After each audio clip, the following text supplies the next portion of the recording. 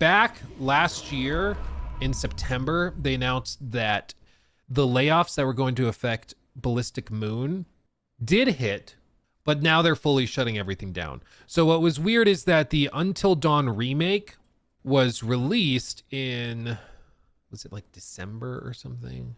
Loading. No, it was released in October. So this Until Dawn remake was released in October, but we heard about layoffs that were hitting the studio in September.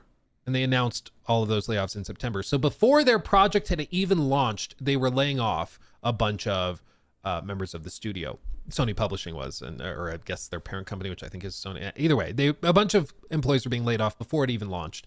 It launched. It was not great, didn't run great, and it just seemed to redo a bunch of stuff that didn't really need to be redone, a bunch of lighting changes. Other things were significantly better, to be clear, but they had redone a ton of stuff, and it just wasn't enough, and people weren't too thrilled with it. And so they just announced basically that they quietly have laid off a bunch of other staff, resulting in 20 more developers losing their job. So now it's just a skeleton crew doing post-launch support and updates. And so now they are just going to totally shut it down.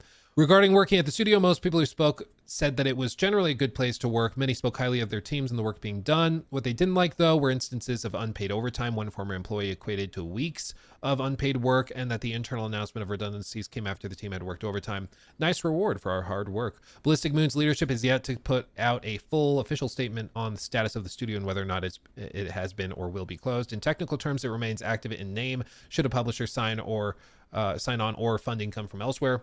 And if that happens, they could start hiring again to work on a new project. But for now, it's basically shut down and they're moving on.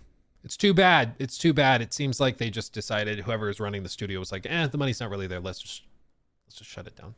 You know, even now they've got some positive reviews on the Steam page for it. 80% of total reviews are positive. 84 of recent reviews are positive. But I think they needed a lot more money coming in from this. You know, they released this, but I think also their goal was to get this out. So when they release the movie spinoff thing they're doing, that they get people to go buy the game. You know, it's just more Herman Hulst, Jim Ryan nonsense, and it is what it is. How to make a game. Hire people to make game. Make game. Fire people. Yeah. The movie looks awful. Honestly, dude, for me, I like Until Dawn a lot. I do.